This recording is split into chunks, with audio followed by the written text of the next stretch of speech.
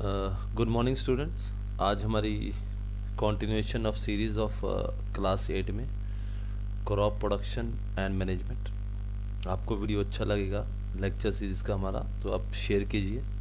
Share करने का फ़ायदा है कि आपके फ्रेंड्स को नॉलेज और इन्फॉर्मेशन शेयर कीजिए, ठीक है। जैसा कि आप इस वीडियो में देख रहे हैं सामने, तो कि सोइंग एक इम्पॉर्टेंट पार्ट है हमारी एंटायर क्रॉप प्रोडक्शन का, जिसको हम बोलते हैं बीज लगाना। कि हम किसान फार्मर फील्ड के अंदर कैसे बीज लगाएगा और किस तरह के बीज लगाएगा। सबसे बड़ी बात है कि सीड, जिसको हम बीज बोलते हैं हिंदी में, ये बड़े अच्छी क्वालिटी के होने चाहिए, क्लीन होने चाहिए और इनकी हेल्दी होने चाहिए, जिससे कि जो पैदावार है, जो क्रॉप यील्ड है, वो बहुत ज़्यादा आएगी। नॉर्मली इसको अच्छी क्वालिटी को निकालने का बहुत सिंपल तरीका क्या है कि सीड्स को हम पानी में डुबो के रख देते हैं और उसमें से थोड़ी देर बाद कुछ फ्लोट करने लग जाएंगे, कुछ नीचे रह जाएंगे। जो सीड्स हॉलो होंगे, डैमेज्ड होंगे, वो हल्के होंगे और वो क्या करने लग जाएंगे, फ्लोट करने लग जाएंगे, तो उनको हम रिजेक्ट कर देंगे और जो पानी के नीचे रहेंगे उस यूटेंसिल के अंदर, उनको हम ले लेंगे। जब हम बात करते हैं कि कौन से टूल्स से हम बीज डाल सकते हैं खेत के अंदर, उसके आप राइट हैंड साइड पे स्लाइड के दो फोटोग्राफ देख रहे हैं। एक ट्रेडिशनल मेथड है और एक मॉडर्न मेथड है। ट्रेडिशनल मेथड का मतलब क्या है कि जैसे जैसे किसान खेत को जोतता है, उसको चलाता है हल के साथ, और पीछे पीछे वो उसमें एक एक बीज डालता रहता है।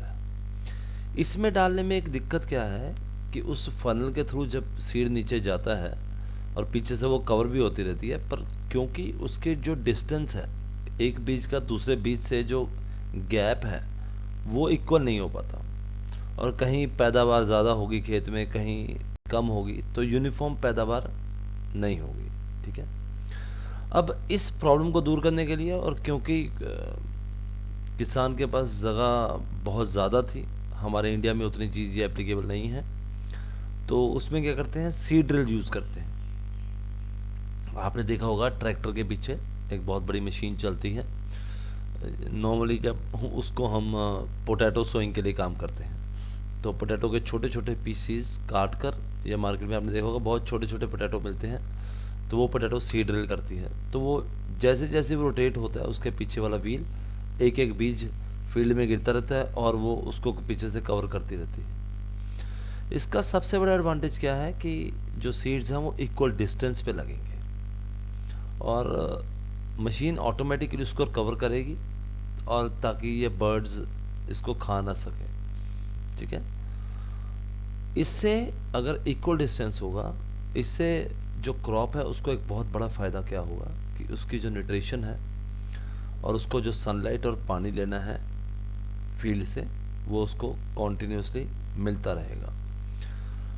पहले हम ट्रेडिशनल मेथड की बात क्यों कर रहे थे, क्योंकि पहले लोग ऐसे करते थे जब ऑटोमेशन नहीं आई थी टेक्नोलॉजी की।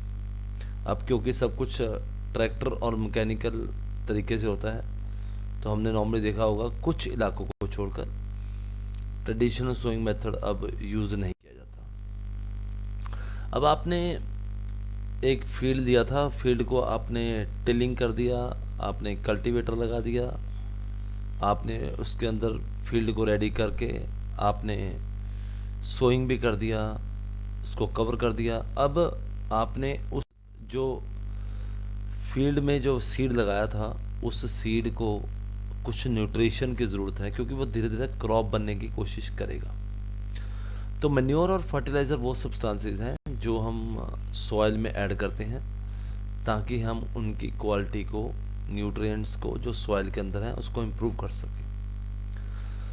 उसका सबसे बड़ा रीज़न है, कई लोग पूछते हैं कि क्यों हमें ऐड करनी पड़े। उसका बेसिक लॉजिक है कि एक फील्ड से farmer year on year continuously कुछ ना कुछ क्रॉप लेता जा रहा है। उस क्रॉप के लेने से क्या हो गया है कि फील्ड की जो न्यूट्रिशन वैल्यू है वो कम हो गई है। अब वो कैसे कम ठीक होगी, वो दो तरीके से ठीक हो सकती है। या तो उस फील्ड को या खेत को छोड़ना पड़ेगा आइडल 3 या 4 महीने के लिए, साल में एक बारी, ताकि जो उसकी लॉस्ट वैल्यू है न्यूट्रिएंट की वो आ सके। दूसरा, हमें इस लॉस को पूरा करने के लिए हमें मैन्योर और फर्टिलाइज़र डालने पड़ेंगे। मैन्योर आपने सुना होगा, ऑर्गेनिक कंपोस्ट आज की डेट में बात चलती है, ठीक है। या काऊ डंग केक आपने सुना होगा कि फार्मर किसान में जो उसने गायें या भैंसें रख रखी हैं अपने घर में, उनका काऊ डंग केक अपने खेत के आसपास कहीं वो पूरा बहुत बड़ा ढेर लगा देता है और 3-4 महीने बाद उसको अपने फील्ड में फैला देता है और उसको छोड़ देता है। नॉर्मली ये भी करते हैं। दोनों तरीके हैं, पर क्योंकि फार्मर के पास मल्टीपल सोर्स ऑफ इनकम के लिए वो कोशिश करता है, क्योंकि उसको अपनी क्रॉप का अच्छा पैसा नहीं मिलता, तो वो मल्टीपल क्रॉप लगाने की कोशिश करता है। इसीलिए वो कुछ ऐसी चीज़ चाहता है जिससे क्रॉप की या ग्रोथ में कमी ना आए या सॉइल के न्यूट्रिशन वैल्यू इम्प्रूव रहे। तो इसके लिए हमें मैन्योर और फर्टिलाइज़र ऐड करने पड़ेंगे, ठीक है जी। मैन्योर क्या है? Manure is an organic substance obtained from the decomposition of plant and animal waste. तो जो काऊ डंग के हैं, खेत के बचे हुए पत्ते हैं, स्ट्रॉ है, जैसे आजकल वीट कट हो रही है तो फील्ड में जो बचा हुआ स्ट्रॉ बच जाता है, इसको सब काट के काऊ डंग के साथ मिक्स करके इस एक गड्ढे में लगा के छोड़ दिया जाता है, और जब उसको 3 महीने बाद निकाला जाता है तो वो एक बिल्कुल जैसे रेता या मिट्टी होती है बिल्कुल वैसी बन जाती है। फिर उसको पूरे फील्ड में फेंक दिया जाता है, जिससे पूरे फील्ड की न्यूट्रिशन वैल्यू बढ़ जाती है। नॉर्मली ये मैन्योर को हम क्रॉप के जब सीड लगाते हैं उसके साथ भी लगाते हैं, और जब हम फील्ड प्रिपेयर करते हैं तब भी हम लगाते हैं। फिर आ गया फर्टिलाइज़र। फर्टिलाइज़र एक ऐसी चीज़ है जो हम खुद नहीं बना सकते, ये बड़ी बड़ी इंडस्ट्रीज बनाती हैं। ये इसकी ज़रूरत तब पड़ती है जब एक सॉइल, जहाँ मैं सपोज कीजिए शुगर केन लगाना चाहता हूँ फील्ड में, पर वो सॉइल शुगर केन के लिए अच्छी नहीं है, तो उसको अच्छी बनाने के लिए मैं फर्टिलाइज़र लगाऊंगा। ये वो केस है जहाँ पे एक सॉइल एक पर्टिकुलर न्यूट्रिएंट में वैल्यू में बहुत ज़्यादा कमज़ोर होती है, ठीक है। तो फर्टिलाइज़र वो केमिकल्स हैं जो रिच हैं एक पर्टिकुलर न्यूट्रिएंट में, और ये फैक्ट्री से प्रोड्यूस किए जाते हैं। Examples of fertilisers are urea, ammonium phosphate and NPK, जिसको नाइट्रोजन, फॉस्फोरस और पोटाशियम बोलते हैं। एक सबसे बड़ा डिसएडवांटेज क्या है कि फार्मर ईयर ऑन ईयर अपने फील्ड से ज़्यादा क्रॉप और प्रोडक्शन बढ़ाने के चक्कर में इसका एक्सेसिव यूज़ करता है, बहुत ज़्यादा यूज़ करता है, जिससे खेत क्या हो जाते हैं, बंजर हो जाते हैं, जिसको हम कहते हैं the fertility of the soil has gone down, ठीक है। और they have also become the source of water pollution. तो क्योंकि सॉइल की अपनी रिटेनिंग कैपेसिटी कुछ नहीं है, अगर आप कुछ बाहर से दोगे तभी वो चलेगा। अब हम नॉर्मली फार्मर्स मैन्योर प्रेफर क्यों करते हैं? मैन्योर फार्मर इसीलिए प्रेफर करते हैं कि मैन्योर से जो फील्ड की जो वाटर अब्जॉर्प्शन की कैपेसिटी है वो बहुत बढ़ जाती है। दूसरा, रिप्लेनिशमेंट ऑफ न्यूट्रिएंट्स बहुत ज़्यादा है।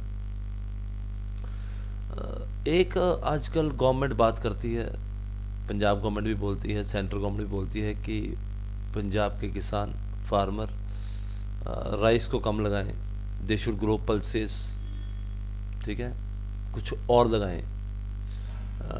वो कहते उसका लॉजिक ये है, उसका सबसे बड़ा लॉजिक ये है कि क्रॉप रोटेशन से, जहां आपने हर साल सेम क्रॉप ग्रो कर रहे थे, आपने जैसे उसका पैटर्न चेंज किया तो सॉइल की जो न्यूट्रिशन वैल्यू है वो बढ़ जाएगी, क्योंकि अब सॉइल को और प्लांट को वो न्यूट्रिएंट नहीं चाहिए थे उस सॉइल से जो लास्ट ईयर चाहिए थे।